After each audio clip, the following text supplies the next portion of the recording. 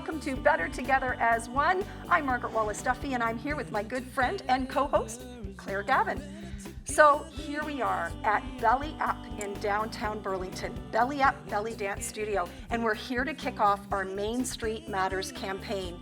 Now, during COVID, we were coming to you from behind the screen, but we're super excited to delve into the heartbeat of our communities as we take the show on the road, and our first stop is right here in Burlington. We're going to be exploring this dance form called belly dance and what it can do to help improve your health and well-being, mentally, physically, and even spiritually. So stay tuned because we've got a great show ahead, and you're even going to get to see Claire and I try to belly dance. Now that is going to be fun. We're better together as one. Stay tuned.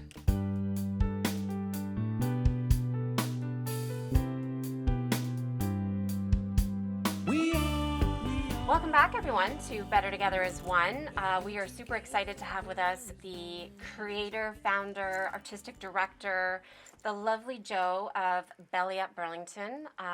Belly Up Burlington originated back in 2006 in Oakville, and we now stand in downtown Burlington, which is super exciting. So Jo, talk to us about belly dancing. Like, this is something that's somewhat new-ish, but was not your background, and sort of walk us through and tell the viewers, how you landed here today in 2020. Yeah, well, I spent 20 years running ad agencies in Toronto and in the US, and I started taking belly dance lessons. Always had dance in my background. Even as a little girl, I was always planning, little dance shows and choreographing for my friends. So a friend of mine took me to a belly dance class. She didn't like it, and I fell in love with it. It was as if I was coming home. Seriously, it was something that I really resonated with. So belly dancing is not sort of your, maybe, just your average dance that we would know of, right? So you say you fall in love with it right away. What was it about that in particular dance itself that made you really, your heart sort of became a part of that? Well, I resonated with the music. And the movements just felt so natural to me. They were just so feminine and romantic, and it just is a dance form that makes women feel beautiful. Assuming that they have an open mind and an open heart and can really let go and embrace the movements. Exactly. It's a great feeling. Lovely. So I know you've really taken this on a quite a large scale. You're not only the director and the founder and all this, but you have traveled with this. Is that correct? Yes. And you have competed or you've performed. And that's quite an accomplishment in itself. Yeah, well, my passion is more for teaching than it is performing, even though I do have performance companies and teach women who want to perform. That's great. But I just have a passion for teaching and building dancers and the whole building process of dancers through this particular art form. And I've been very fortunate to go to Egypt and teach at my teachers' dance festivals over there, which has been a great experience, and teaching workshops throughout Canada and the US as well as my own studio. Amazing.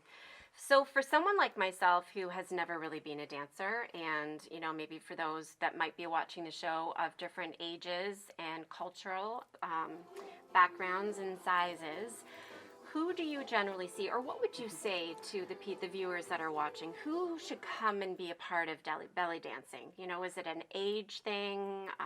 What are you seeing most? And what would you say to the speakers out there, to the guests out there? It's a great question. I love that question, because in all of my years of teaching, and I teach literally hundreds of women a week this dance form, there isn't a typical type of woman. Okay, so everybody is different ages, different sizes, different nationalities, different fitness levels. Some have dance experience, some have absolutely no dance experience, every walk of life. And that's something that I love. I'm also an only child, so I found that the community here is really has become family to me. So that's really special to me as well. But there is no profile of the ideal woman to come in and take classes. I just say, what are you waiting for? you know, because you can, it's a dance form where you can start at any age, at any size, and you can become really, really good at it. If you enjoy it and, take the classes and practice, you can become really, really good at this art form. Or just don't worry about it and just enjoy it. Enjoy it for the movement. If you're just coming for an hour a week, take it. It's a great night out. It's a great time to spend with friends, to meet new people, to network, just to feel alive. And I think that's the one thing that I hear. If I was to ask a sample of 25 women what they love about this, they say, it makes me feel alive. Isn't that amazing? Well, I think we saw that earlier today with some of the guests, are your students that are here, the sort of moms and, just a good variety. Yeah. I know you and I spoke sort of a little bit before, sort of our passion about just mental wellness and health in general. And I think what's important to sort of tie in today with where we are with COVID and lots of struggles. Obviously you've closed down and now you're opening back up, and you were saying that you're quite busy. That I think the desire that people are having to get back into community, to feel supported by other women, you really seem to attract that. And, over the years, too, of you being in this particular practice of dance, you had also mentioned, too, that the exciting thing was you had really seen how women had grown emotionally and mentally. And so I think, maybe just identifying with that a little bit with what you see in the classrooms within our community, letting people know that, it's sort of a place where you can come and feel safe too, right? Absolutely. It's a very safe, non-judgmental, nurturing environment for women. Also, there are a lot of people that aren't ready to come back into in-studio classes. So we've pivoted, and I'm offering live Zoom classes a few times a week, and I also have a platform with pre-recorded classes. So if you don't have time to come to class or take Zoom, then you can enjoy the videos at home. But I think what I see so much of is how this affects self-esteem in such a big way. It may be, I hear stories of women who have stood up to their bosses, have dealt with abuse in relationships, have confronted eating disorders, or have seen that, wow, I can become an entrepreneur in this business. I can make costumes. I can do photography of dancers.